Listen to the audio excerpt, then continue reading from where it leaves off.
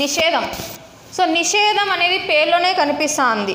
So సంధి జరగని పద్ధతినే నిషేధం అంటారు. సో ఇక్కడ పూర్వ పరస్వరాల మధ్య పూర్వపదం పరపదం వాటి మధ్య య అంటే యా అనేది వచ్చి చేరుతుంది. సో దాన్నే మనం ఏమంటామంటే నిషేధం అని చెప్తారు.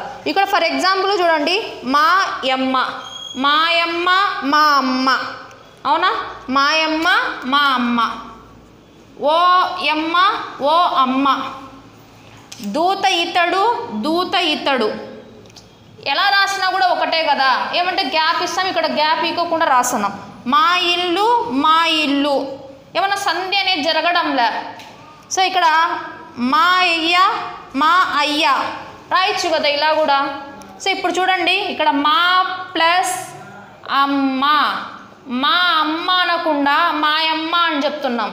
అంటే ఆ ప్లేస్లో ఏమొస్తుంది, యా వస్తుంది. అలాగే ఓ ప్లస్ అమ్మ, ఓయమ్మ. సంధి జరగాల్సిన అవసరమే లేదు, సంధి జరగని పద్ధతినే నిషేధం అంటారు. ఇక్కడ దీని ప్లేస్లో మనకి ఏమొస్తుంది, య అనేది వచ్చి చేరుతా ఉంది. సో దాన్నే మనం ఏమంటారంటే ఇక్కడ యు మాత్రమే, యా మాత్రమే సో వచ్చి చేరుతా ఉంది కాబట్టి సో దాన్నే మనం అలాంటి ఈ పద్ధతి ఏ సంధిలో అయితే జరుగుతుందో సంధిలో జరిగే ఈ రూపానికి వచ్చి పేరు వచ్చేసి ఎడాగమ సంధి. ఎడాగమ సంధి. సంధి జరగని పరిస్థితులలో అదనంగా పూర్వస్వరానికి పరస్వరానికి మధ్యలో యా వచ్చి చేరడాన్నే ఎడాగమ సంధి అని చెప్తారు. సో దూత ఇతడు, దూత ప్లస్ ఇతడు. అసలే దీన్ని ఏం రాయొచ్చు, మా ప్లస్ ఇల్లు. సో ఈయన ఏం రాయొచ్చు, ఇక్కడ ఇలా కూడా రాసుకోవచ్చు కదా.